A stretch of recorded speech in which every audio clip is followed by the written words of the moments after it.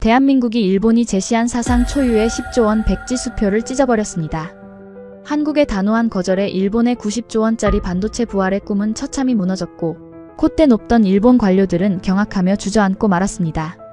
불과 6년 전 수출 규제로 한국의 숨통을 끊겠다며 조롱하던 그들의 오만함은 이제 뼈저린 후회와 공포로 뒤바뀌었죠. 도대체 대한민국은 어떤 압도적인 괴물을 만들었기에 타도 삼성을 외치던 일본이 천문학적인 돈을 싸들고 와 제발 공장 좀 지어달라며 무릎을 꿇은 것일까요? 15년을 벼른 통쾌한 복수극의 전말 지금 공개합니다. 도쿄 가스미가세키 중심부에 위치한 경제산업성 최고층 집무실, 저는 갓 내린 파나마 게이샤 커피의 향을 음미하며 푹신한 가죽 의자에 깊숙이 몸을 기댔습니다. 창밖으로는 구름 한 점 없이 맑게 갠 도쿄의 스카이라인이 한눈에 들어오더군요. 제 커다란 호두나무 책상 위에는 아주 만족스러운 두께의 서류 다발이 정갈하게 놓여 있었죠. 표지에는 일본 반도체 부활의 완성이라는 거창한 제목이 금박으로 적혀 있었습니다. 지난 몇 년간 저와 일본 정부가 국가의 명운을 걸고 추진해온 90조 원 규모의 초대형 국가 프로젝트 결산 보고서였으니까요. 90조 원, 이 어마어마한 돈이 대체 어느 정도인지 일반인들은 감조차 오지 않으실 겁니다. 쉽게 비유하자면 매일 하루도 빠짐없이 100억 원씩 현찰로 25년을 길바닥에 뿌려대도 다 쓰지 못할 만큼의 미친 듯한 현금 다발이란 말입니다. 우리는 이 압도적인 자본의 힘으로 한때 세계를 호령하다 잃어버렸던 일본 반도체 제국을 다시 세우려 했습니다. 아니, 솔직히 말씀드리자면 이미 완벽하게 재건해냈다고 굳게 믿고 있었어요. 오전 내내 저는 글로벌 경제지들을 훑어보며 승자의 여유를 만끽하는 중이었습니다. 기사마다 온통 일본의 화려한 귀환, 보조금 폭격으로 다시 태어난 사무라이들 같은 낯간지러운 찬사들이 쏟아지고 있었거든요. 보고서의 첫 페이지를 넘기며 저는 절로 입가에 번지는 미소를 도저히 숨길 수 없었습니다. 규슈 구마모토현의 거대한 평야에 세워진 대만 TSMC의 1공장과 2공장이 마침내 거친 기계음을 내며 완벽하게 돌아가고 있다는 현장 사진이 첨부되어 있었거든요. 대만의 콧대 높은 반도체 공룡을 우리 안방 한가운데로 모셔오기 위해 저희는 무려 10조 원이 넘는 보조금을 말 그대로 묻지도 따지지도 않고 퍼주었습니다. 공장을 짓는 데 들어가는 천문학적인 비용의 절반을 일본 국민의 피 같은 세금으로 대신 내준 셈이었죠. 미국이나 유럽의 깐깐한 관료들이었다면 국정감삭감이라며 상상도 못할 파격적인 조건이었습니다. 하지만 저는 그 돈이 단일엔도 아깝지 않더군요. 돈만 쥐어주면 세계 최고의 기술력을 가진 공장이 우리 땅에 턱 하니 지어지고 메이드 인 재팬이라는 영광스러운 꼬리표를 단 최첨단 칩들이 폭포수처럼 쏟아져 나올 테니까요. 그깟 10조 원 기술 경쟁에서 뒤처진 일본이라는 거대한 국가에 구겨진 자존심을 단번에 펴는 다림질 비용치고는 헐값이라고 생각했습니다. 게다가 우리에겐 라피더스라는 또 다른 강력하고 은밀한 무기가 준비되어 있었죠. 도요타, 소니, 소프트뱅크 등 일본을 대표하는 8개 대기업이 똘똘 뭉쳐 만든 반도체 국가대표 드림팀 말입니다. 저는 이 라피더스에 앞으로 27조 원을 더 쏟아부을 빈틈없는 계획을 세워두고 있었습니다. 우리의 궁극적인 목표는 2나노미터급 최첨단 파운드리, 즉 반도체 위탁 생산의 세계 정점을 단숨에 찍는 것이었죠. 2나노미터가 어느 정도의 정밀도인지 설명해드리자면 머리카락 굵기의 10만 분의 1도 안 되는 좁쌀보다 작은 공간에 수십억 개의 스위치를 우겨 넣는 기술입니다. 말 그대로 모래알 하나에 대하소설 100권을 빼곡하게 적어 넣는 기적의 마법과도 같았어요. 우리는 이 마법을 2027년까지 무조건 완성하겠다고 전 세계에 선포했습니다. 서류에 적힌 그 완벽한 청사진과 투자 금액을 보고 있자니 마치 세상을 다 가진 듯한 짜릿한 우월감이 혈관을 타고 뜨겁게 흐르는 것 같았지 뭡니까? 사실 제 마음 저 밑바닥에는 오랫동안 지우지 못한 아주 쓰라린 흉터가 하나 남아 있었거든요. 1999년 저는 젊고 패기 넘치는 엘리트 관료로서 타도 삼성을 외치며 일본 메모리 반도체의 자존심이었던 엘피다를 직접 기획했던 핵심 멤버 중 한 명이었으니까요. 당시 우리는 세계 최고의 기술력을 가졌다고 자부했지만 시장의 현실은 처참했습니다. 불황이 닥치자 투자를 겁냈던 우리는 오히려 적자 속에서도 수조 원을 쏟아부으며 미세공정 기술을 밀어붙인 한국 삼성전자의 치밀한 다운사이클 역투자 전략에 무참히 짓밟히고 말았죠.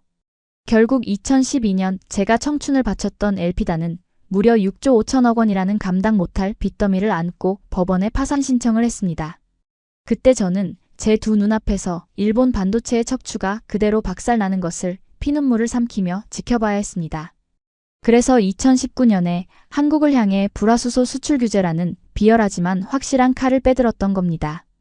반도체를 만들 때 회로를 정밀하게 깎아내는 필수 약품인 불화수소의 밸브를 우리가 꽉 잠가버리면 한국의 삼성과 SK하이닉스가 단 며칠도 버티지 못하고 제 발밑에 엎드려 살려달라 애원할 줄 알았거든요. 물론 제가 주도했던 그 수출 규제는 한국이 오히려 무서운 속도로 소재 국산화에 성공해버리면서 일본의 완벽하고도 굴욕적인 패배로 끝났다는 사실을 굳이 부정하지는 않겠습니다. 하지만 이번엔 차원이 다르다고 맹세하듯 확신했습니다. 과거의 엘피다 시절에는 돈줄을 쥐고 벌벌 떨다 망했지만 지금의 일본은 반도체 패권 탈환을 위해 90조 원이라는 무제한의 실탄을 가득 장전했으니까요. 한국 놈들이 아무리 끈질기게 날고 기어봐야 이 압도적인 자본주의의 폭격 앞에서는 결국 무릎을 꿇게 될 것이다. 저는 빈 커피잔을 내려놓으며 오만하게 혼잣말을 중얼거렸습니다. 구마모토의 TSMC 공장과 홋카이도 라피더스의 첨단 라인이 뿜어내는 가상의 하얀 연기가 도쿄의 하늘을 뒤덮는 상상만으로도 온몸에 기분 좋은 전율이 일더군요. 이제 곧 미국 실리콘밸리에 거만한 빅테크 CEO들이 일본 도쿄로 줄지어 날아와 우리에게 칩을 만들어 달라고 허리를 굽힐 날이 머지않았다고 믿어 의심치 않았습니다. 시계가 어느덧 오후 2시를 가리키고 있었습니다. 저는 콧노래를 흥얼거리며 최고급 실크 재킷을 걸치고 내각 회의실로 향할 채비를 했죠.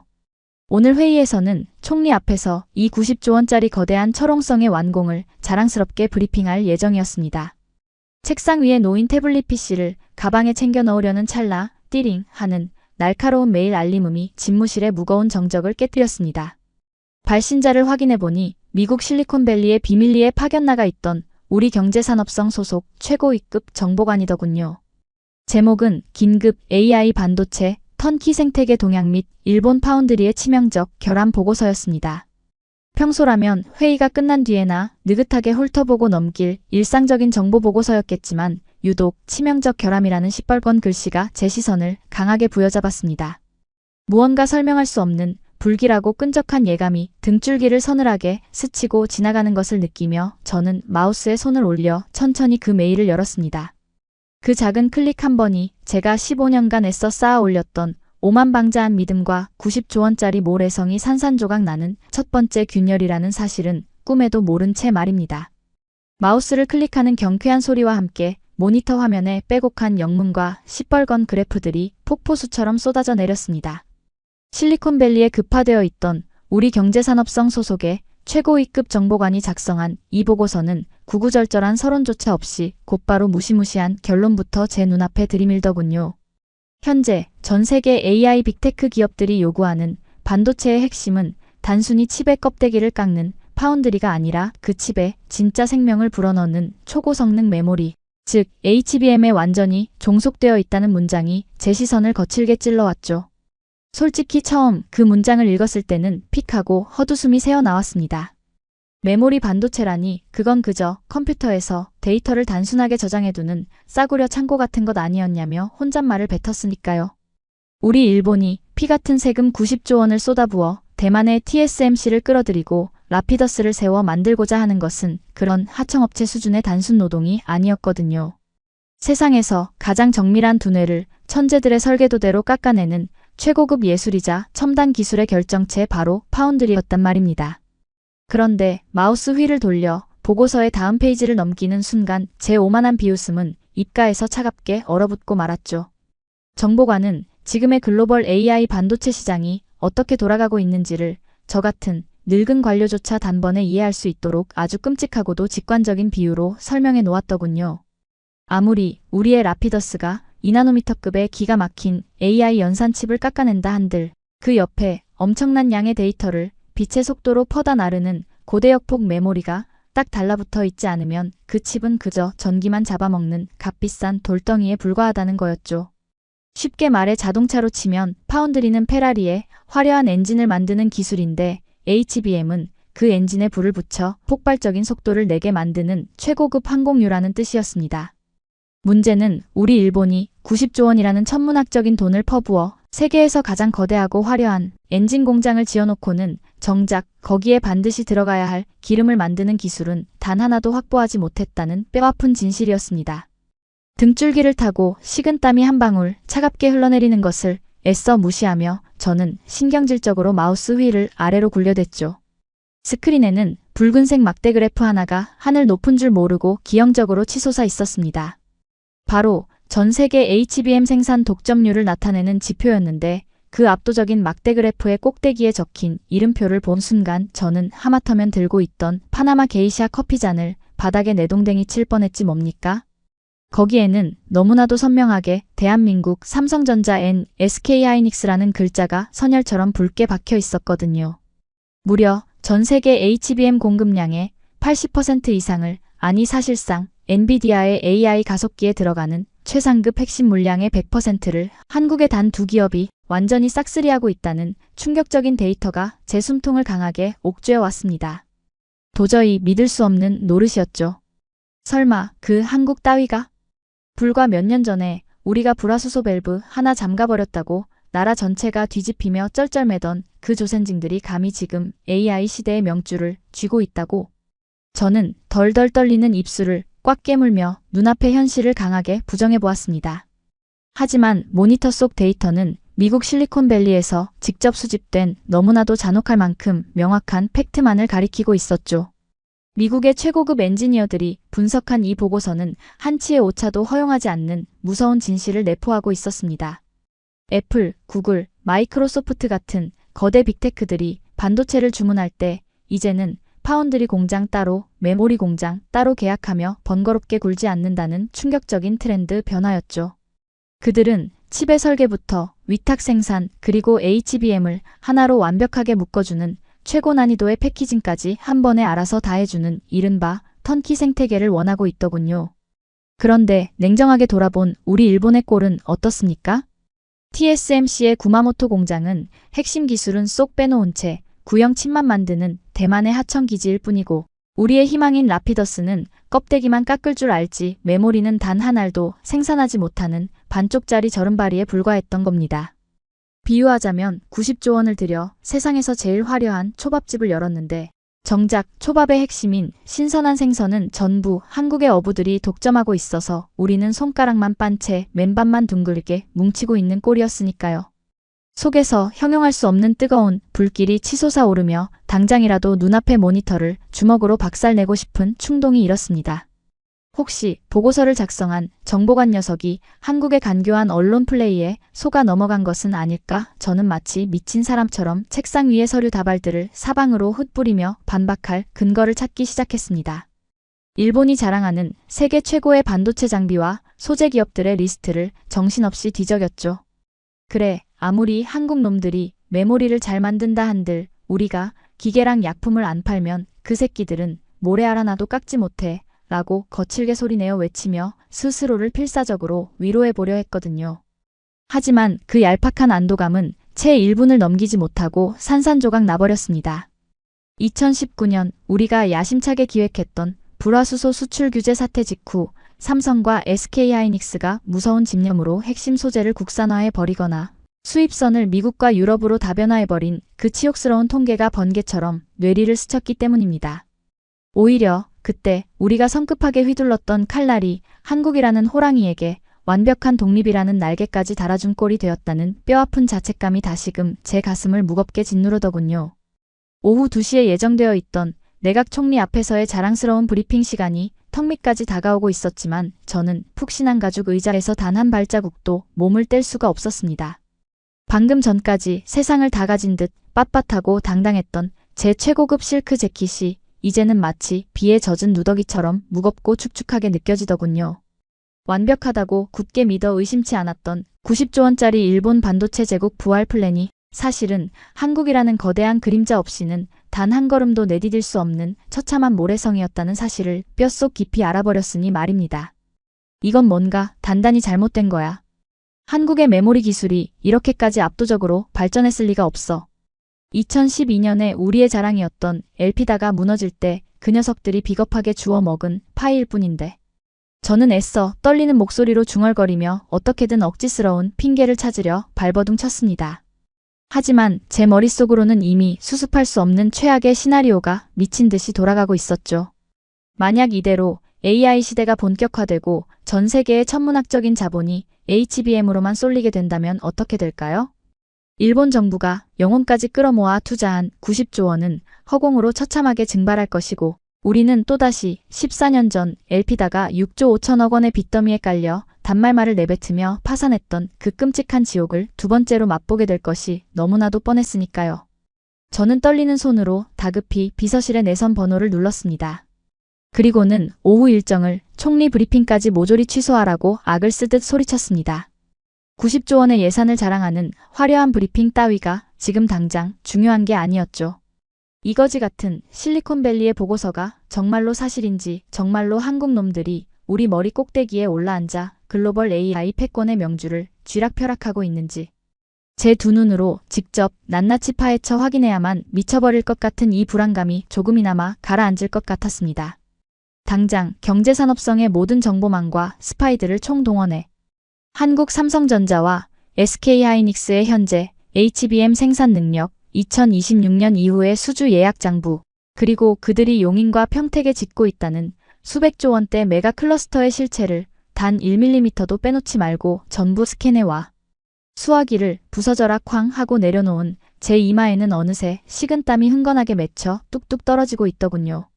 구름 한 점 없이 맑고 평화롭던 도쿄의 오후는 순식간에 끝을 알 수 없는 캄캄하고 끈적한 공포로 물들어가고 있었습니다. 영원히 짓밟고 싶었던 과거의 망령, 감히 우리가 범접할 수 없는 초격차 괴물로 진화해버린 대한민국 반도체의 거대한 실체가 서서히 제 멱살을 틀어주기 시작했기 때문이죠. 쾅 하고 내려놓은 수화기의 진동이 채 가시기도 전에 제 집무실의 무거운 마호가니 문이 거칠게 열렸습니다. 평소라면 노크도 없이 들어오는 하급자의 무례함을 결코 용납하지 않았겠지만 지금 제 눈앞에 선 정보국장의 하얗게 질린 얼굴을 보니 차마 화를 낼 엄두조차 나지 않더군요. 그의 손에는 두꺼운 종이 서류 철 대신 시퍼런 불빛을 뿜어내는 얇은 태블릿 PC 하나가 들려 있었죠. 숨을 헐떡이며 제 책상 위로 태블릿을 밀어넣는 그의 손끝은 미세하게 경련을 일으키고 있었습니다. 총리 브리핑까지 전면 취소하며 윽박질러 얻어낸 대한민국 반도체의 심장부를 낱낱이 해부한 실시간 정밀 스캔 데이터가 마침내 제 눈앞에 도착한 겁니다. 떨리는 손가락으로 화면을 스와이프하자 가장 먼저 스크린을 가득 채운 것은 경기도 평택과 용인 일대를 항공에서 촬영한 초고화질 위성지도였지 뭡니까? 한참을 멍하니 들여다보던 저는 그 거대한 스케일에 압도되어 하마터면 헛구역질을 할 뻔했습니다.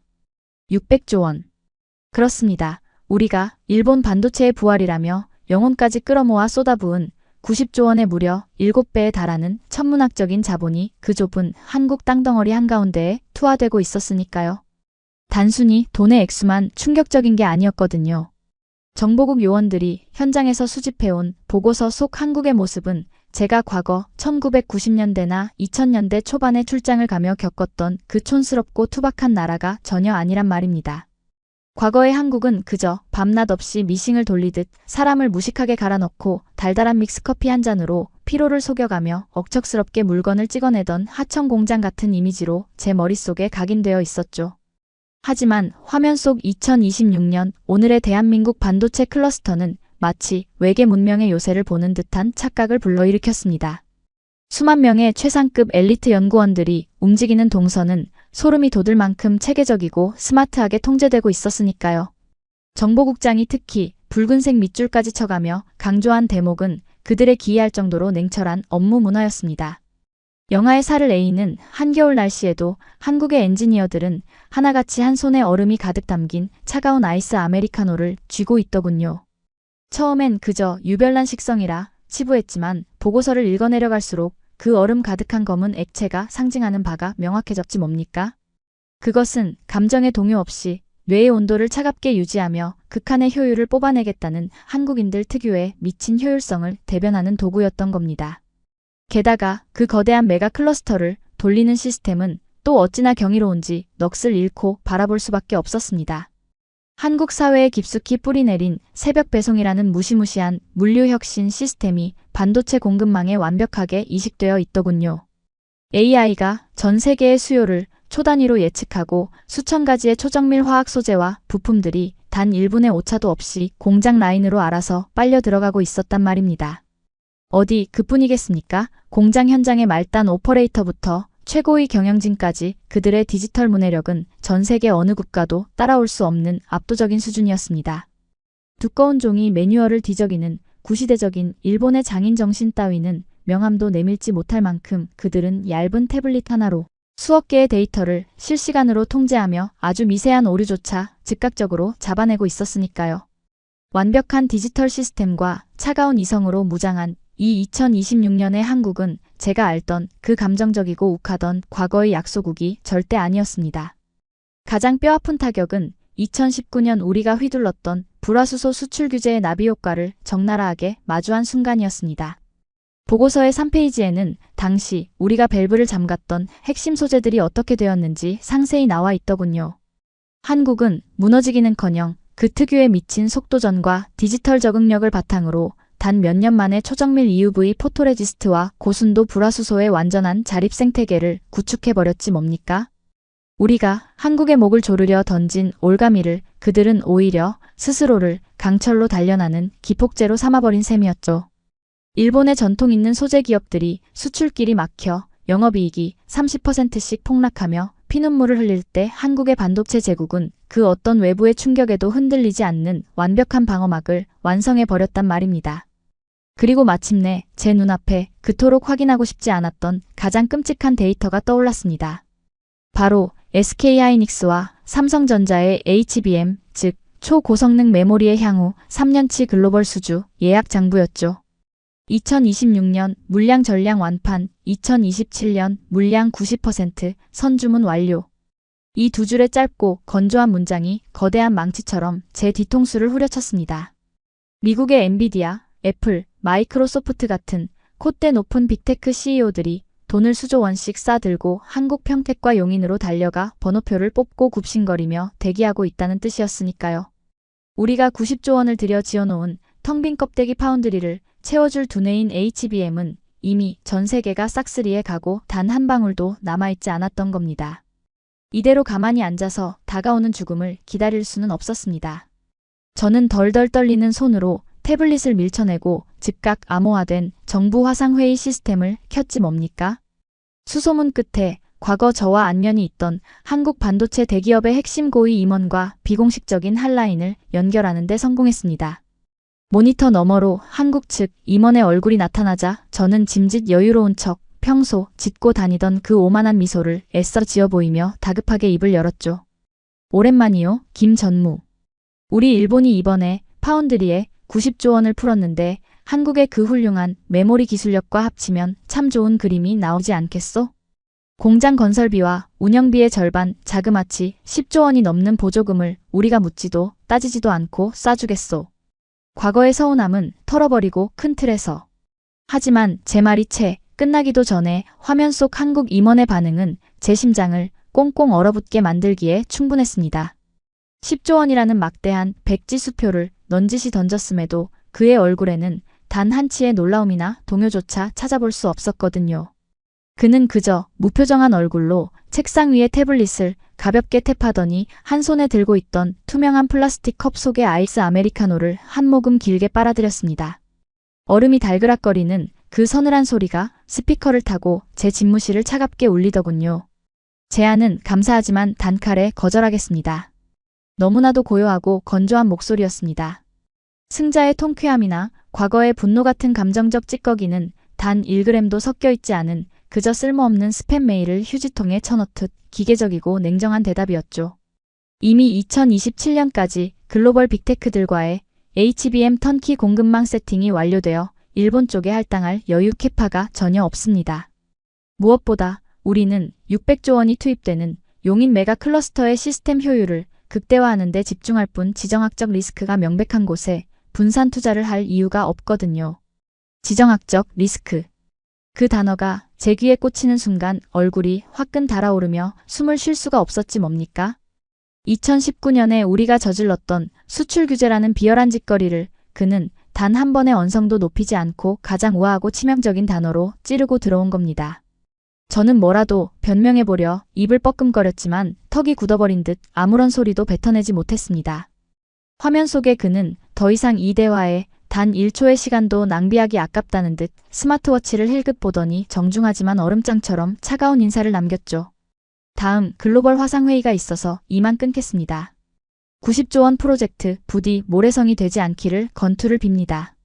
뚝 하는 소리와 함께 모니터가 새까맣게 꺼졌습니다. 저를 향한 멸시조차 사치라는 듯 완벽하게 계산된 한국의 그 끔찍하리만치 차가운 무관심이 제 온몸에 피를 싸늘하게 식혀버리더군요. 과거의 한국은 우리가 도발하면 핏대를 세우며 감정적으로 반응하던 상대였는데 이제 그들은 압도적인 초격차 기술의 철옹성 위에서 우리를 그저 바닥을 기어다니는 성가신 모기떼쯤으로 내려다보고 있었던 겁니다. 꺼진 모니터의 검은 화면 위로 공포에 질려 일그러진 제 자신의 비참한 얼굴이 비치고 있었습니다. 돈만 쥐어주면 그 알량한 기술쯤은 언제든 사올 수 있을 거라 믿었던 제 천박한 자본주의적 오만함이 2026년에 완벽하고 차가운 대한민국이라는 거대한 절벽에 부딪혀 산산조각이 나버린 겁니다. 등줄기를 타고 뱀처럼 기어 흐르던 식은땀은 어느새 제 최고급 실크 재킷을 흠뻑 적시고 있었고 저는 텅 빈 집무실 한가운데서 마치 산소통이 끊긴 심해의 잠수부처럼 꺽꺽거리며 가쁜 숨만 몰아쉴 뿐이었습니다. 가쁜 숨을 몰아쉬며 목을 조르는 듯한 답답함에 저는 신경질적으로 최고급 실크 넥타이를 잡아당겨 거칠게 풀어헤쳤습니다. 와이셔츠의 첫 번째 단추가 툭 하고 뜯어져 나가며 바닥을 뒹굴었지만 그런 사소한 것을 신경 쓸 겨를 조차 제겐 없었죠. 헉헉대는 숨소리만이 넓은 집무실을 기괴하게 채우고 있었고 덜덜 떨리는 손으로 책상 모서리를 부여잡고서야 겨우 고꾸라지는 것을 면할 수 있었거든요. 방금 전 모니터 너머로 보았던 한국 임원의 그 무심하고도 경멸 어린 눈동자와 투명한 플라스틱 컵 안에서 얼음이 달그락거리던 서늘한 소리가 귓가에 환청처럼 맴돌며 제 이성의 끈을 날카롭게 긁어대고 있었습니다. 말도 안 돼. 이건 완벽한 조작이야. 저도 모르게 짐승 같은 괴성을 지르며 아까 정보국장이 밀어두고 간 얇은 태블릿 PC를 낚아채듯 다시 집어들었지 뭡니까? 화면에 여전히 띄워져 있는 600조 원 규모의 용인 메가 클러스터 위성지도를 두 손가락으로 미친 듯이 확대해가며 샅샅이 뒤지기 시작했죠. 그래, 이 조센징 특유의 허풍일 뿐이야. 허허벌판에 대충 포크레인 몇 대 가져다 놓고 우리 정부의 투자금 유치를 방해하려고 컴퓨터 그래픽으로 그럴싸하게 색칠해 놓은 가짜 데이터가 분명해. 저는 충혈된 눈을 부릅뜨고 위성사진 속 건물들의 그림자 방향이나 도로의 연결 상태 따위에서 아주 작은 합성의 흔적이라도 찾아내려 필사적으로 화면을 긁어댔습니다. 하지만 해상도를 끝까지 끌어올린 화면 속 현장은 제 알량한 부정조차 허락하지 않을 만큼 잔혹하리만치 선명하게 살아 숨쉬고 있더군요. 수만 대의 자율주행 물류 로봇들이 거대한 반도체 팹 안팎을 혈관 속 백혈구처럼 쉴 새 없이 오가며 자재를 실어 나르는 모습이 실시간 트래픽 데이터로 번쩍이고 있었단 말입니다. 그럼에도 불구하고 제 뇌는 이 압도적인 패배를 인정하는 순간 스스로 붕괴해 버릴 것을 직감했는지 더욱 기괴한 억지 논리를 만들어내며 현실을 비틀기 시작했습니다. 까짓것 그놈의 HBM 메모리가 뭐라고? 그냥 구형 디램 반도체 몇 개를 위로 겹겹이 쌓아 올린 샌드위치 같은 거잖아. 우리 일본이 자랑하는 세계 최고의 초정밀 장비와 소재 기술력에 90조 원의 예산만 부어주면 라피더스 연구원들을 밤새워 갈아 넣어서라도 단 석 달이면 똑같이 복제해낼 수 있어. 라고 아무도 없는 허공에 대고 침을 튀기며 악을 썼거든요. 그렇게 목청을 높이며 억지 여세를 부려보았지만 제 안의 깊은 곳에 자리 잡은 이성적인 엔지니어의 자아는 이미 HBM의 그 무시무시한 진입 장벽을 뼈저리게 알고 있었기에 손끝의 떨림은 도무지 멈추지 않았죠. 수만 개의 미세한 구멍을 뚫어 칩과 칩을 수직으로 연결하는 TSV 기술과 열을 제어하는 최첨단 패키징 공정은 단순히 돈을 무식하게 쏟아붓거나 아랫사람들을 윽박지른다고 하루아침에 하늘에서 뚝 떨어지는 마법이 아니었으니까요. 머릿속에서 완벽히 패배했다는 차가운 이성과 도저히 한국에 졌다는 것을 인정할 수 없다는 뜨거운 자존심이 미친 듯이 충돌하며 빚어내는 극심한 인지 부조화에 저는 결국 참지 못하고 책상 위에 놓여있던 파나마 게이샤 커피잔을 팔꿈치로 거칠게 쓸어버렸습니다. 쨍그랑하는 파열음과 함께 시커먼 액체가 푹신한 카펫 위로 흉측하게 번져나갔지만 제 시선은 오로지 바닥에 나뒹구는 태블릿 화면에 고정된 채 떨어질 줄 몰랐지 뭡니까? 정보국장. 당장 들어와. 저는 목이 터져라 비서를 호출하는 내선 버튼을 내리치며 광기 어린 지시를 쏟아내기 시작했습니다. 문을 열고 조심스럽게 겁에 질린 표정으로 들어온 정보국장과 부하 직원들을 향해 저는 차마 입에 담기 힘든 쌍욕을 퍼부으며 그들이 목숨 걸고 빼온 데이터가 모두 쓰레기라고 매도해버렸죠. 너희들 전부 한국 놈들의 얄팍한 언론 플레이와 농간의 노란한 바보 천치들이야. 실리콘밸리에 파견된 놈들부터 전부 도쿄로 소환해서 사표 수리해버려. 당장 이딴 패배주의적인 거짓 보고서 말고 우리가 한국을 밟고 일어설 수 있다는 진짜 데이터를 다시 가져오란 말이야. 제 억지스러운 고함 소리와 번뜩이는 핏발선 눈동자 앞에 직원들은 마치 사자우리에 던져진 초식동물처럼 얼어붙은 채 서로의 눈치만 살필 뿐이었습니다. 감히 나서서 저 모니터 속 데이터가 변할 수 없는 진실이라고 직언을 하려는 자는 아무도 없더군요. 오히려 그들의 침묵은 저를 더욱 깊은 수치심과 공포의 수렁으로 밀어넣었단 말입니다. 사실 저 역시 머리로는 이미 완벽하게 알고 있었거든요. 지금 당장 2시간 뒤로 다가온 내각 총리 앞에서의 브리핑이 미치도록 두려워 비겁하게 아랫사람들에게 화를 내며 현실에서 도망치고 있다는 그 비참한 꼴을 말입니다. 총리님, 우리가 쏟아부은 90조 원은 메모리 반도체가 없어 곧 고철 덩어리가 될 위기이고 우리가 한 수 아래라고 무시했던 한국은 이미 10조 원의 보조금조차 콧방귀를 뀌며 거절했습니다. 만약 이 문장을 제 입으로 직접 뱉는 순간 지난 15년간 일본 경제산업성의 최고 엘리트 관료로서 제가 밟아온 모든 권력과 명예는 그 즉시 시궁창에 처박히고 파면당할 것이 너무나도 뻔했으니까요.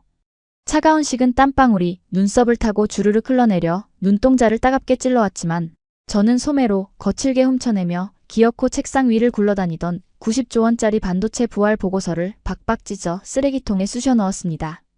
바로 그 순간 갈기갈기 찢겨나간 흰색 종이 조각들이 허공을 흩날리는 틈 사이로 2012년 엘피다가 파산하던 날의 그 우울하고 눅눅했던 도쿄의 회색빛 하늘이 겹쳐 보이더군요.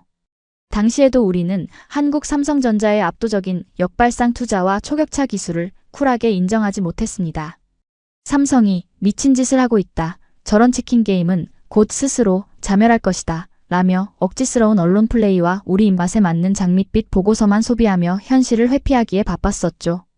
그 비겁한 도피와 인지 부조화의 대가가 결국 6조 5천억 원이라는 끔찍한 국가적 부채와 일본 메모리 반도체 산업의 완전한 멸망으로 되돌아왔음을 두 눈으로 똑똑히 지켜봤었지 뭡니까? 그런데 뼈저리게 그 트라우마를 겪었으면서도 저는 지금 똑같은 우를 범하고 있었습니다. 아니, 14년 전보다 훨씬 더 거대하고 파괴적인 90조 원이라는 시한폭탄을 껴안은 채 또다시 두 눈을 꽉 감고 귀를 틀어막으며 우리가 한국에 진리가 없어 라고 떼를 쓰고 있었던 겁니다. 진실을 마주할 용기조차 없는 늙고 나약한 관료의 민낯을 스스로 마주하게 된 순간 무릎 뒤쪽에서 툭 하고 힘이 빠져나가며 저는 바닥에 풀썩 주저앉고 말았습니다. 산산조각이 난 게이샤 커피잔의 날카로운 도자기 파편이 제 무릎을 깊숙이 찔러 시뻘건 피가 배어 나왔지만 육체적인 통증 따위는 전혀 느껴지지 않더군요. 아니야. 우리가 어떻게 진다는 거야? 이 위대한 대일본 제국의 막강한 자본과 기초과학 기술력이 고작 그 조센징들의 아메리카노 한 잔에 무너진단 말이냐? 저는 완전히 넋이 나간 사람처럼 실성한 듯 헛웃음을 흘리며 단정했던 머리칼을 미친 듯이 쥐어뜯었습니다. 완벽한 디지털 시스템과 차가운 이성으로 무장하여 글로벌 AI 생태계를 완벽하게 호령하는 2026년에 세련된 대한민국 앞에서 캐캐묵은 자존심과 감정에 휘둘리며 팩트를 애써 부정하는 추악한 과거의 괴물이 바로 제 자신이라는 사실. 그 지독한 모순을 온몸으로 깨닫자 목구멍 저 깊은 곳에서부터 참을 수 없는 구역질이 치밀어 올랐거든요. 텅 빈 최고급 집무실 안에는 한국의 압도적인 승리를 알리는 묵음의 축포 소리가 웅웅거리며 울려 퍼지는 듯했고 저는 도저히 그 무자비한 팩트 폭격이 만들어낸 거대한 절망의 늪에서 빠져나올 길을 찾지 못한 채 짐승처럼 헐떡이고 있었습니다. 그러다 문득 카펫 위를 뒹굴던 날카로운 도자기 파편이 제 무릎을 깊숙이 찌르는 그 생경한 통증이 역설적이게도 끊어지려던 제 이성의 끈을 강제로 부여잡아 주더군요. 시뻘건 피가 최고급 실크 바지를 적시는 것을 멍하니 내려다보던 제 머릿속에서 거대한 절망은 순식간에 가장 추악하고 도끼 어린 분노로 형태를 바꾸어 맹렬하게 타오르기 시작했습니다. 내가 왜 여기서 이러고 있어야 하지? 감히 그깟 조센징들 따위가 아시아의 유일한 지배자이자 세계 3위 경제대국인 대일본 제국의 고위 관료인 나를 이토록 비참하게 만든단 말이냐? 저는 피 묻은 손으로 책상 모서리를 짚고 비틀거리며 자리에서 일어났지 뭡니까? 이대로 무너질 수는 없는 노릇이었습니다. 총리 앞에서의 브리핑 취소? 90조 원짜리 모래성의 붕괴? 그딴 패배주의적인 결말은 제 화려한 30년 공직 생활에 결코 존재해서는 안 될 오점이었거든요. 턱 밑까지 차올랐던 공포를 억지로 씹어 삼키자 제 안에 오만한 우월의식이 미친 듯이 독단적인 방어기제를 뿜어내기 시작했습니다. 방금 전 모니터 너머로 보았던 한국 임원의 그 건방진 눈빛, 지정학적 리스크 운운하며 10조 원의 백지 수표를 쓰레기통에 쳐넣듯 걷어차던 그 서늘한 조롱이 뇌리를 스칠 때마다 온몸의 핏줄이 터져버릴 것만 같았단 말입니다. 돈으로 안 된다면 그 알량한 콧대를 힘으로 짓눌러 꺾어버리는 수밖에 없다고 독하게 마음을 먹었죠. 정보국장, 그리고 대변인실 당장 내 방으로 집합해. 저는 뜯겨나간 와이셔츠 단추를 거칠게 여미며 바깥 복도가 쩌렁쩌렁 울리도록 악을 썼습니다. 불과 10분 전 제가 퍼부은 쌍욕에 겁을 먹고 문 밖에서 서성이던 부하 직원들이 사색이 된 얼굴로 우르르 몰려들어오더군요. 저는 핏방울이 뚝뚝 떨어지는 손가락으로 허공을 찔러대며 제정신이라고는 믿기 힘든 광기 어린 지시를 속사포처럼 쏟아냈습니다. 지금 당장 경제산업성 1층 브리핑룸에 전 세계 외신 기자들을 전부 모아 미국 블룸버그, 영국 파이낸셜 타임스 한 놈도 빠짐없이 싹 다 불러 모으란 말이야. 일본 제국이 한국 반도체에 내리는 최후 통첩을 발표할 테니까. 직원들은 제 입에서 튀어나온 최후 통첩이라는 단어에 경악하며 서로의 얼굴만 하얗게 질린 채 쳐다볼 뿐이었습니다. 누군가 조심스럽게 국장님, 지금 한국을 자극했다가는 역풍이 라며 말끝을 흐렸지만 저는 곁에 있던 두꺼운 가죽 결제판을 그의 얼굴을 향해 무자비하게 집어 던져버렸거든요. 닥쳐. 우리가 90조 원의 실탄을 쥐고 있고 미국의 최고 동맹국인 이 일본이 도대체 뭐가 아쉬워서 저 건방진 하청업체 놈들의 눈치를 본단 말이냐? 한국의 HBM 독점은 글로벌 AI 안보를 위협하는 심각한 독과점 행위다. 우리가 그 독과점을 깨부수고 세계의 질서를 바로잡는 위대한 구원자가 되겠다는 걸 선포할 거다. 거울을 볼 새도 없었습니다. 넥타이는 삐뚤어져 있었고 실크 재킷에는 엎질러진 커피 자국이 흉하게 얼룩져 있었지만 제 눈빛만큼은 당장이라도 한국을 씹어먹을 듯이 형형하게 번뜩이고 있었죠. 저는 엘리베이터를 타고 1층 브리핑룸으로 내려가는 그 짧은 시간 동안 머릿속으로 한국의 숨통을 끊어놓을 가장 잔인하고 오만한 시나리오를 완성했습니다. 2019년의 불화수소 사태는 그저 가벼운 경고장 수준에 불과했다는 것을 뼈저리게 느끼게 해주겠다고 벼르면서 말입니다. 브리핑룸의 육중한 문을 박차고 들어가자 수십 대의 카메라 플래시가 눈이 멀 정도로 번쩍이며 제 일그러진 얼굴을 맹렬하게 핥아댔습니다. 단상에 선 저는 양손으로 마이크를 움켜쥐고 전 세계를 향해, 아니 정확히는 방금 전 저를 모욕했던 한국의 평택과 용인 메가 클러스터를 향해 서늘하고도 끔찍한 선전포고를 날렸지 뭡니까?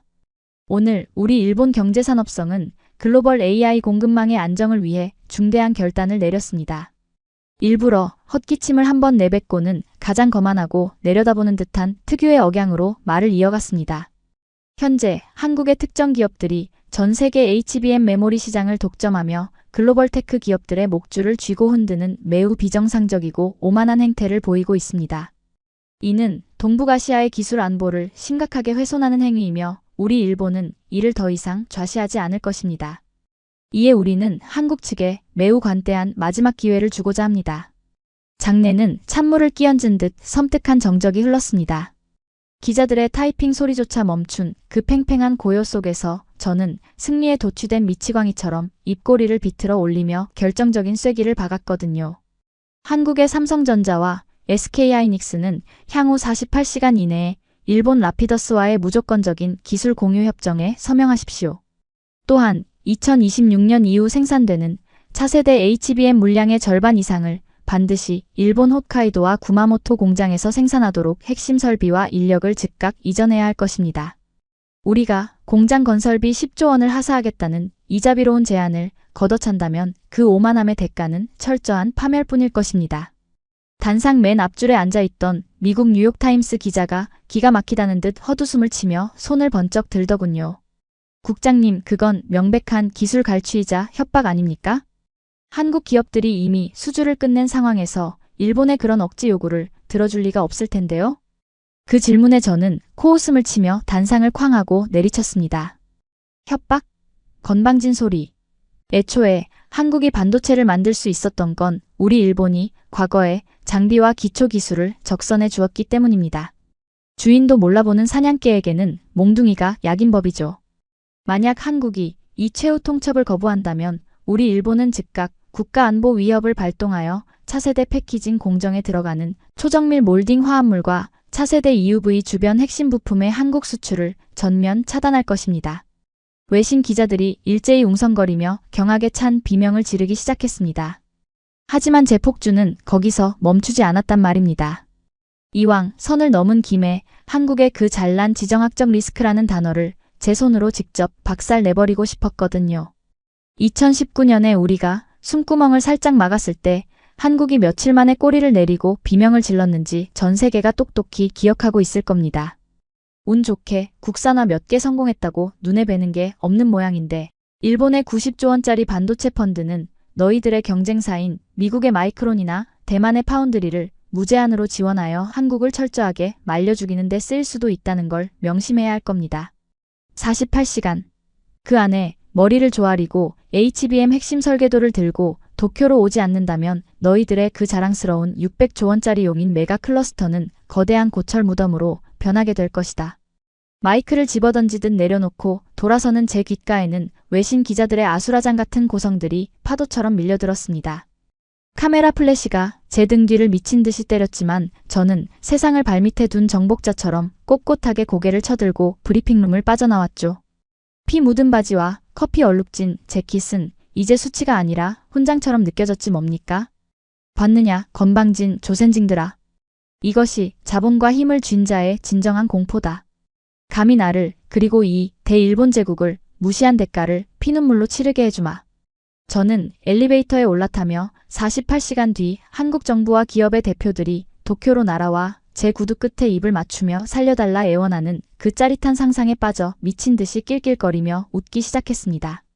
제가 방금 전 세계를 향해 내뱉은 그 오만방자하고도 무식한 선전포고가 결국 제목을 매달 가장 튼튼하고 잔인한 교수줄이 되어 단 몇 시간 만에 제 숨통을 완벽하게 끊어놓으리라는 사실은 꿈에도 상상하지 못한 채 말입니다. 그 오만한 웃음소리가 엘리베이터 문틈 사이로 미쳐 닿아 새어나가기도 전이었죠. 1층 브리핑룸을 박차고 나와 다시 제 집무실이 있는 최고층으로 올라가는 그 짧은 1분 30초 동안 저는 세상을 다 가진 황제라도 된 양 턱을 치켜들고 있었습니다. 층수를 알리는 디지털 숫자가 하나씩 올라갈 때마다 48시간 뒤 한국의 장관과 기업 총수들이 제 발밑에 엎드려 HBM 설계도를 바치는 그 달콤하고도 짜릿한 환상에 흠뻑 취해 있었거든요. 땡 하는 경쾌한 기계음과 함께 마침내 엘리베이터 문이 열렸습니다. 저는 승전보를 울리는 장군처럼 당당하게 복도로 발걸음을 내디뎠죠. 그런데 경제산업성 최고층의 풍경은 제 예상과는 소름 끼치도록 달랐단 말입니다. 저를 향한 박수갈채나 환호성은커녕 수십 명의 관료와 엘리트 직원들이 마치 단체로 사형 선고라도 받은 사람처럼 거대한 벽걸이 텔레비전 앞에 넋을 잃고 서 있었지 뭡니까? 전화벨이 미친 듯이 울려대고 있었지만 누구 하나 수화기를 들 생각조차 하지 못한 채 화면만 뚫어져라 쳐다보고 있더군요. 그 기괴한 침묵 속에서 오직 텔레비전 스피커에서 흘러나오는 차갑고도 건조한 한국어 통역 음성만이 복도를 유령처럼 떠돌고 있었습니다. 도대체 다들 뭐 하는 짓들이야? 일본 제국의 승리를 축하하지 않고 저는 버럭 소리를 지르며 인파를 거칠게 밀치고 앞으로 나아갔습니다. 그리고 화면 속 상황을 마주한 순간 제 얼굴에 들러붙어 있던 그 비열한 웃음기는 단 1초도 안 되어 흉측하게 얼어붙고 말았거든요. 화면 하단에는 긴급 속보 대한민국 산업통상자원부 및 반도체 연합 긴급 공동성명이라는 굵은 자막이 시뻘건색으로 번쩍이고 있었습니다. 제가 브리핑룸에서 그 오만방자한 최후 통첩을 내뱉고 마이크를 집어던진 지 불과 15분도 채 지나지 않은 시점이었죠. 단 15분. 한국은 마치 우리가 어떤 바보 같은 협박을 할지 토시 하나까지 미리 알고 있었다는 듯이 완벽하게 세팅된 프레스센터에서 전 세계 송출을 시작한 겁니다. 단상에 선 한국의 장관과 삼성, SK의 최고위급 임원들의 표정은 기이할 정도로 평온했습니다. 분노로 핏대를 세우거나 감정에 호소하는 구시대적인 모습은 단 한 방울도 찾아볼 수 없었단 말입니다. 그들은 두꺼운 서류 다발 대신 얇은 태블릿 PC 하나를 가볍게 들고 마치 철부지 어린아이의 떼쓰기를 상대하는 어른처럼 너무나도 차갑고 이성적인 목소리로 입을 열었죠. 방금 전 일본 경제산업성에서 발표한 비상식적이고 무례한 최후 통첩에 대한 대한민국의 공식 입장을 밝힙니다. 통역기를 거쳐 나오는 목소리였지만 그 속에 담긴 절대적인 자신감과 싸늘한 멸시는 제 피부를 칼날처럼 베고 들어왔지 뭡니까? 일본은 우리를 향해 차세대 패키징용 몰딩 화합물과 EUV 부품 수출을 차단하겠다고 협박했습니다. 하지만 우리는 일본 측이 심각한 데이터 업데이트 오류를 겪고 있는 것 같아 매우 안타깝게 생각합니다. 한국 장관이 태블릿 화면을 가볍게 넘기자 브리핑룸 뒤편의 거대한 LED 스크린에 압도적인 크기의 데이터 그래프가 띄워졌습니다. 대한민국 반도체 연합은 지난 2019년 일본의 불화수소 사태 직후 즉각적인 공급망 다변화와 자체 AI 소재 발굴 시스템을 가동했습니다. 화면에 보시는 바와 같이 현재 한국 HBM 및 첨단 파운드리 공정에 투입되는 일본산 소재의 의존도는 2026년 오늘 기준으로 정확히 0.3%입니다. 나머지 99.7%는 이미 국산화가 완료되었거나 독일과 미국의 독점 공급망으로 완벽하게 대체되었습니다. 순간 제 귓가에 이명소리가 삐 하고 날카롭게 울리기 시작했습니다. 0.3%라니요? 제가 일본 제국의 국가 안보를 운운하며 한국의 목줄을 쥐고 있다고 호언장담했던 그 강력한 무기가 사실은 한국 반도체 공정에서 먼지 한 톨보다도 못한 언제든 끊어버려도 티조차 나지 않는 썩은 동아줄에 불과했다는 사실이 전 세계의 생중계로 까발려진 겁니다. 따라서 일본 정부가 굳이 수고스럽게 수출을 차단하실 필요 없습니다. 대한민국 반도체 연합은 금일부로 그 0.3%의 일본산 소재 수입마저 전면 백지화하겠습니다. 우리가 오히려 안 사겠다는 뜻입니다. 장내를 가득 채운 한국 외신 기자석에서 실소가 터져나오는 소리가 텔레비전 스피커를 타고 넘어오더군요. 제 심장은 미친 듯이 쿵쾅거리며 갈비뼈를 부수고 튀어나올 것만 같았고 엘리베이터에서 느꼈던 그 달콤한 승리감은 순식간에 끔찍한 구토감으로 변해 식도를 타고 역류하기 시작했거든요. 하지만 한국의 그 무자비한 팩트 폭격은 이제 겨우 시작일 뿐이었습니다. 단상에 서 있던 한국 반도체 대기업의 임원이 마이크를 넘겨받았습니다. 아까 화상회의에서 저를 벌레 보듯 무시하며 아이스 아메리카노를 마시던 바로 그 남자였죠. 그는 안경을 한번 치켜올리더니 제가 평생 들어본 것 중 가장 잔인하고도 차가운 사형 선고를 낭독했습니다. 일본 정부가 48시간 이내에 HBM 기술을 내놓으라며 국가 안보 위협을 거론한 점을 우리는 매우 엄중하게 받아들입니다. 무릇 기술 패권 시대에 상대국이 안보 위협을 선포했다면 우리 역시 그에 합당한 방어 조치를 취해야 하는 것이 국제사회의 당연한 룰입니다. 그는 잠시 말을 멈추고 렌즈 너머로 마치 저를 똑바로 쳐다보는 듯한 서늘한 눈빛을 보냈단 말입니다. 이에 대한민국 정부와 반도체 연합은 지금 이 시간부터 HBM을 포함한 모든 디램과 낸드 플래시 메모리 반도체를 국가 핵심 전략 자산으로 최고 등급 격상합니다. 그리고 일본을 신뢰할 수 없는 국가, 이른바 화이트리스트 배제국으로 지정하여 일본으로 향하는 모든 한국산 메모리 반도체의 수출을 단 한 개의 칩도 예외 없이 즉각 그리고 무기한 전면 차단합니다. 뭐라고? 저도 모르게 비명을 지르며 뒷걸음질을 쳤지 뭡니까? 다리에 힘이 풀려 그대로 복도 바닥에 주저앉고 말았지만 주변의 그 누구도 저를 부축하려 다가오지 않았습니다. 모두가 공포에 질려 화면만 쳐다보고 있었으니까요. 한국산 메모리 수출 전면 차단. 이 짧은 한 문장이 뜻하는 바는 단순히 반도체를 안 판다는 수준의 얕은 보복이 아니었습니다. 지금 일본의 토요타가 심혈을 기울여 만드는 자율주행 자동차의 메인보드, 소니의 차세대 플레이스테이션, 소프트뱅크가 구축 중인 거대 AI 데이터 센터 서버실 등 일본 열도 전체를 굴러가게 만드는 모든 첨단 산업의 심장에는 한국산 메모리가 핏줄처럼 뻗어 있었거든요. 한국이 이 핏줄을 끊어버린다는 것은 산소호흡기에 의존해 겨우 연명하던 중환자의 호흡기 전원 코드를 그들의 손으로 직접 뽑아버리겠다는 뜻이었습니다.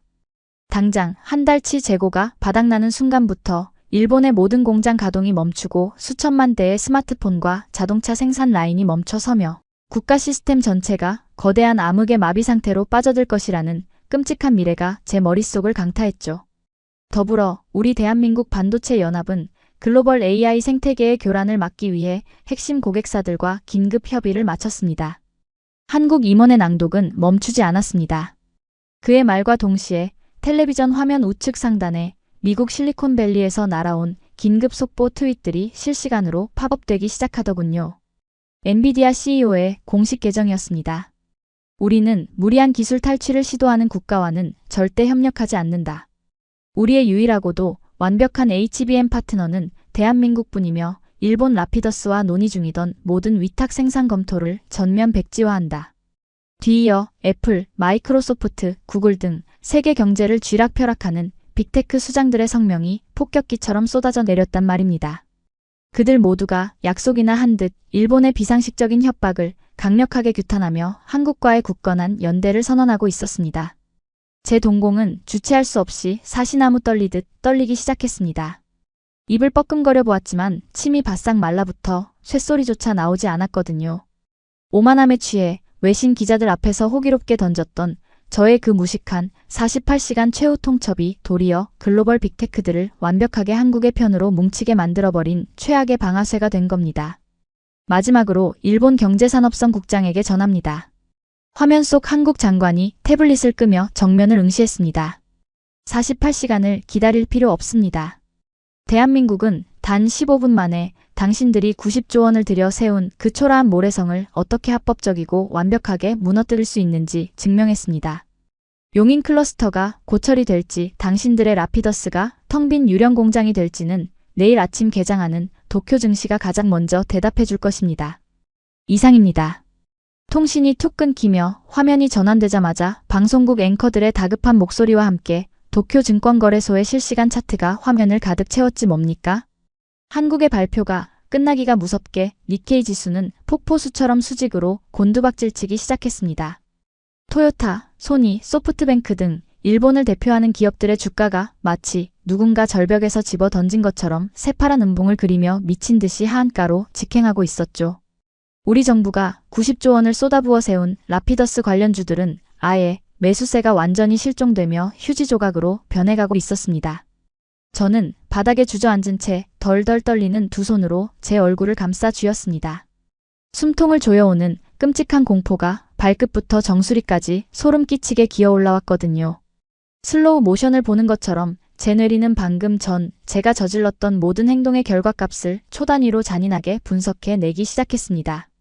제가 뱉은 국가안보 위협이라는 알량한 명분 하나가 한국에게 100% 완벽한 합법적 수출 금지의 칼자루를 쥐어주고 말았습니다. 제가 호언장담했던 소재 차단 협박은 한국의 0.3%라는 압도적인 국산화 수치 앞에서 전 세계적인 조롱거리로 전락해버렸죠. 그리고 제가 힘으로 꺾어보려 했던 한국의 메모리 독점력은 오히려 미국 빅테크들의 절대적인 지지를 받으며 그 누구도 건드릴 수 없는 신성불가침의 영역으로 격상되어 버린 겁니다. 무릎을 찌르던 날카로운 도자기 파편의 고통조차 이 압도적인 절망 앞에서는 먼지처럼 가볍게 느껴졌단 말입니다.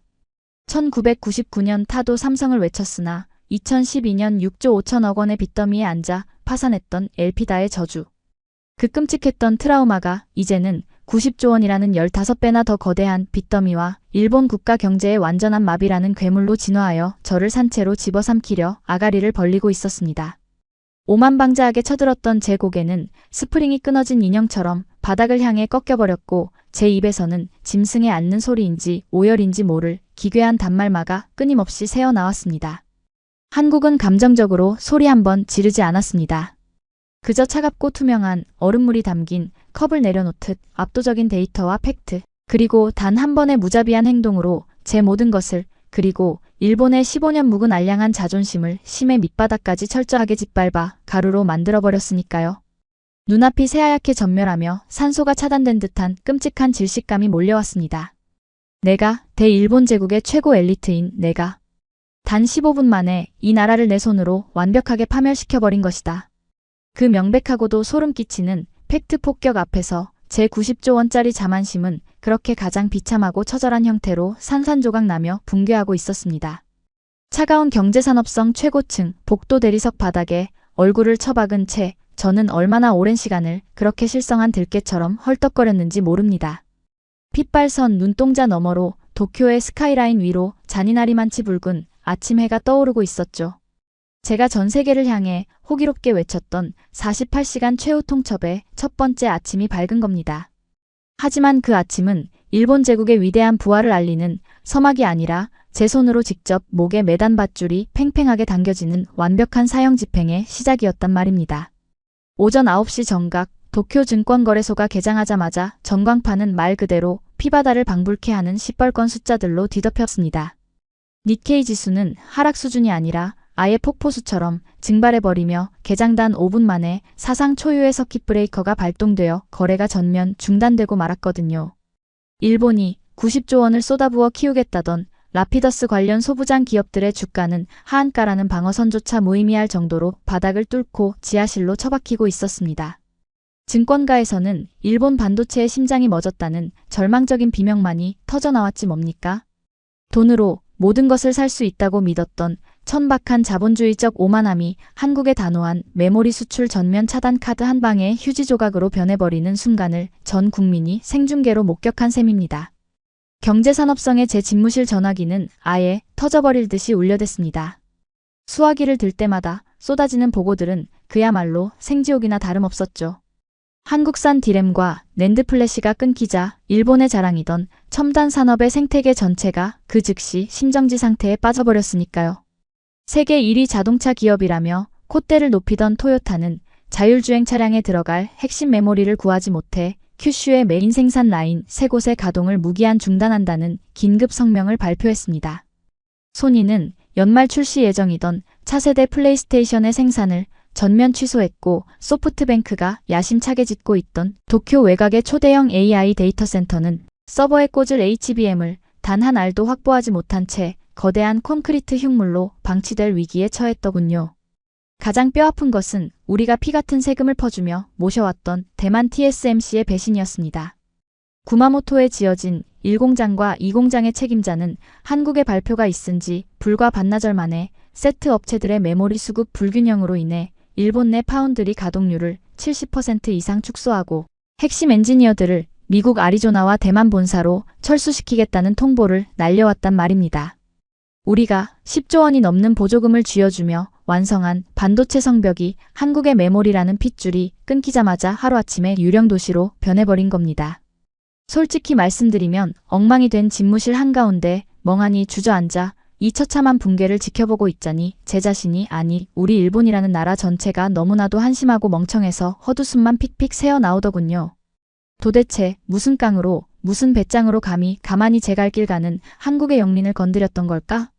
속으로 수백 번도 넘게 제 뺨을 후려치며 자책했습니다. 2012년 엘피다가 한국의 치밀한 투자 전략에 밀려 6조 5천억 원의 빚을 지고 파산했을 때 뼈저리게 배웠어야 했죠. 2019년 우리가 치졸하게 불화수소 수출 밸브를 잠갔을 때 단 몇 년 만에 완벽한 자립 생태계를 구축해버리며 우리에게 비곁을 날렸던 그 지독한 괴물들의 저력을 잊지 말았어야 했단 말입니다. 그런데도 우리는 주제 파악조차 못한 채 90조 원이라는 빚잔치를 벌여놓고 껍데기뿐인 기술력으로 그들을 발밑에 두려 했습니다. 제발 공장 좀 지어달라며 10조 원의 백지 수표를 들고 구걸하러 갔다가 차갑게 거절당하자 마치 장난감을 빼앗긴 철부지 어린아이처럼 화를 내며 전 세계 외신 기자들 앞에서 온갖 무례한 협박을 쏟아냈었죠.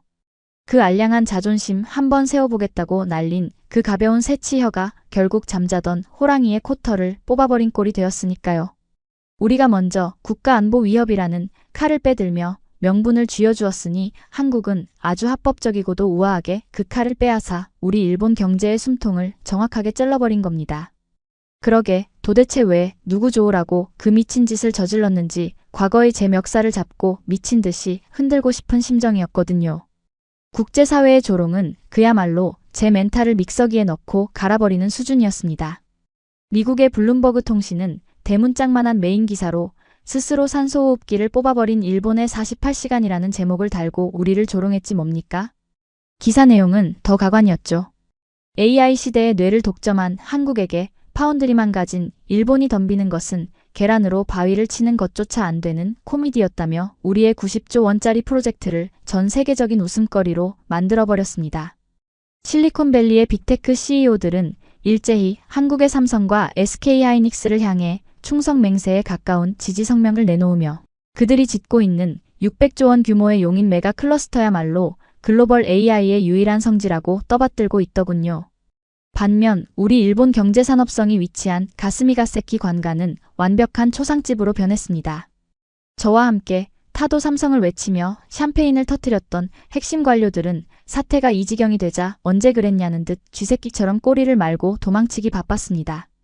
당장 오후에 내각 총리가 대국민 사과 성명을 발표하고 저를 포함한 경제산업성 수뇌부 전원을 국가 반역에 준하는 죄를 물어 파면 및 구속 수사하겠다는 소식이 비서실을 통해 전해지더군요.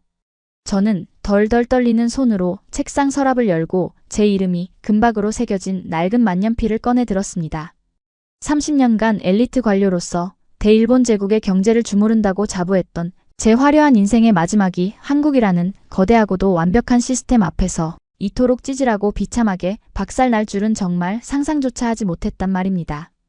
창밖으로는 90조 원이 투입된 첨단 산업단지들이 부품을 구하지 못해 시커먼 연기를 멈추고 거대한 고철 무덤으로 변해가는 모습이 환상처럼 아른거렸습니다.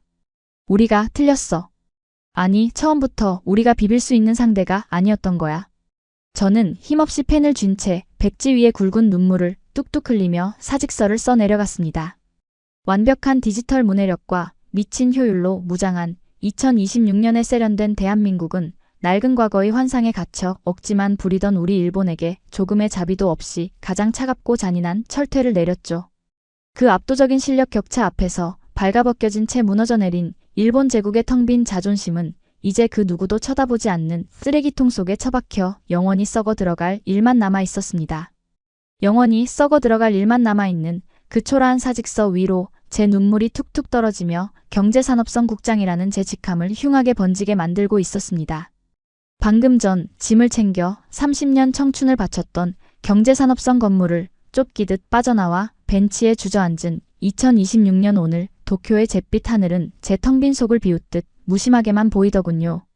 손에 쥐고 있던 스마트폰 화면 속에서는 여전히 한국의 압도적인 기술력을 찬양하고 일본의 어리석음을 조롱하는 전 세계 외신들의 긴급 속보가 쉴 새 없이 쏟아져 내리고 있었단 말입니다.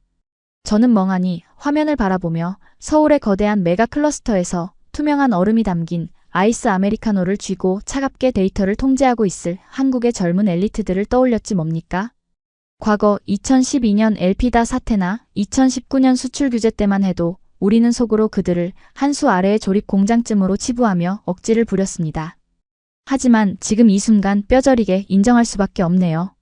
한국은 더 이상 우리가 돈이나 얄팍한 약품 몇 개로 통제하거나 훈계를 둘 수 있는 만만한 하청 국가가 아니었거든요. 그들은 극한의 효율과 경이로운 디지털 문해력 그리고 어떤 도발에도 감정에 흔들리지 않는 서늘한 이성으로 무장한 채 글로벌 AI 생태계의 정점에 섰습니다. 이제 대한민국은 우리가 낡은 자존심을 꺾고 머리를 조아려서라도 밑바닥부터 다시 배워야만 하는 진정한 스승이자 90조 원이라는 천문학적인 자본조차 단 한 번의 팩트 폭격으로 휴지 조각으로 만들어버리는 도저히 범접할 수 없는 두려운 포식자로 진화해버렸죠. 일본 제국의 반도체 부활이라는 늙은 관료의 오만한 헛된 꿈은 방금 전 완벽하게 숨통이 끊어졌습니다. 그리고 대한민국은 누구도 부정할 수 없는 세상에서 가장 거대하고 완벽한 AI 제국의 완성을 바로 오늘 이 시간부로 전 세계에 웅장하게 선포해냈으니까요. 자, 시청자 여러분. 오늘 이야기 어떠셨습니까? 일본 경제산업성 최고위 관료의 처절한 1인칭 시점으로 재구성해본 이번 사태의 전말은 단순한 통쾌함을 넘어 묵직한 전율마저 안겨줍니다.